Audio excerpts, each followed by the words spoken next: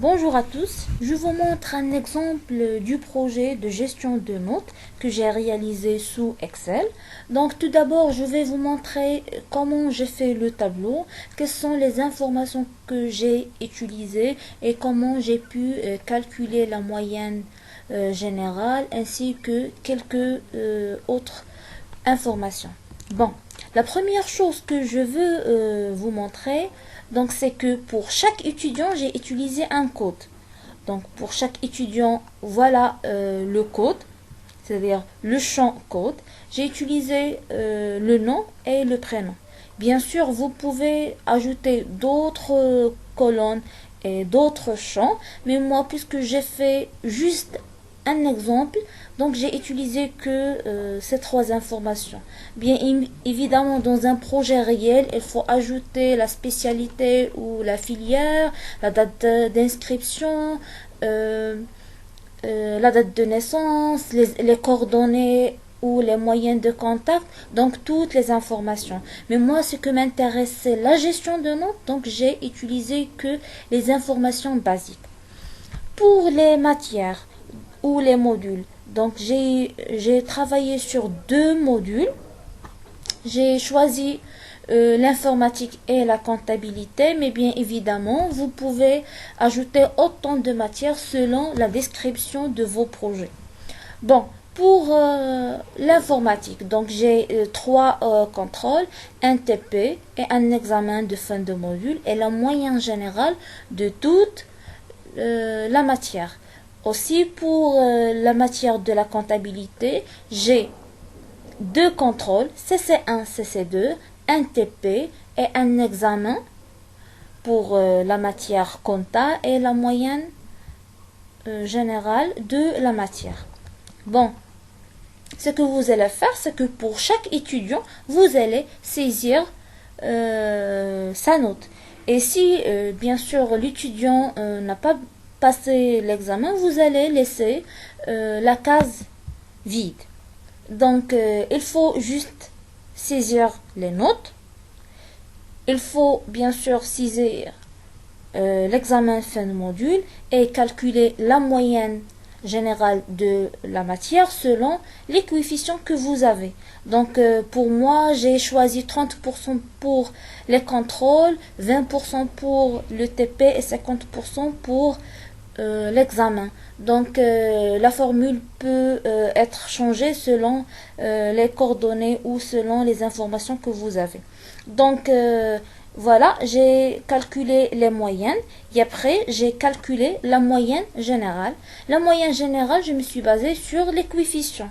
Si vous avez d'autres coefficients, bien sûr vous allez l'utiliser.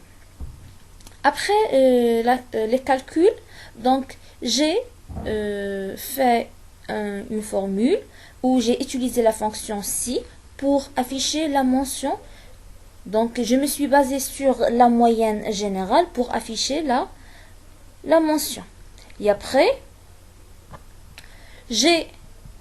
après la mention, j'ai utilisé la fonction rang pour faire le classement et pour chaque étudiant, j'ai son classement. Donc voilà, ce qui est très important et très demandé, c'est que il faut calculer le nombre de contrôles non passés pour chaque étudiant. Donc voilà, pour le premier, on a 3, c'est-à-dire cet étudiant n'a pas passé 3 contrôles. Et si vous avez bien remarqué, c'est que les contrôles non passés sont colorés en rouge. Les cases sont colorées en rouge. Et là, j'ai utilisé la mise en forme conditionnelle. Je tire votre attention à autre chose. C'est que pour les moyennes générales, les personnes réussies, leurs notes sont colorées en vert, mais les autres qui sont non réussies, leurs notes sont colorées en rouge. Après, j'ai fait une petite table où j'ai fait la recherche. Donc, je tape ici le code de l'étudiant. Par exemple, je fais 143. Je clique sur Entrée et voilà les informations de la personne Donc son nom, le prénom, la moyenne générale, mention et le classement. Bien sûr, vous pouvez ajouter autant de colonnes comme vous voulez selon votre demande et selon les besoins du projet. Donc, par exemple, je tape le dernier étudiant, c'est 148. Et voilà, c'est l'étudiante Suad.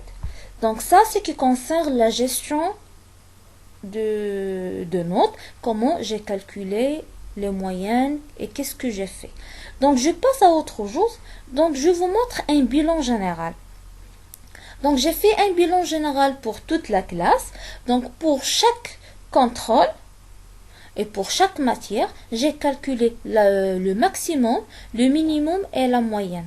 Donc par exemple pour le CC1 de la matière informatique, le maximum, c'est-à-dire la meilleure note a été 20, le minimum a été 2 et la moyenne de la classe a été 13,25.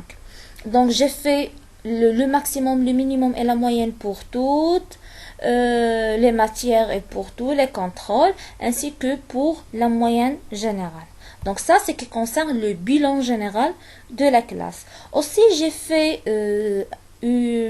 autre chose, c'est j'ai fait les statistiques. Donc j'ai les mentions et j'ai calculé pour chaque mention le nombre de mentions. C'est-à-dire le doublon, on a 2 mentions doublons, passable on a 2, à bien on a 1, ainsi de suite.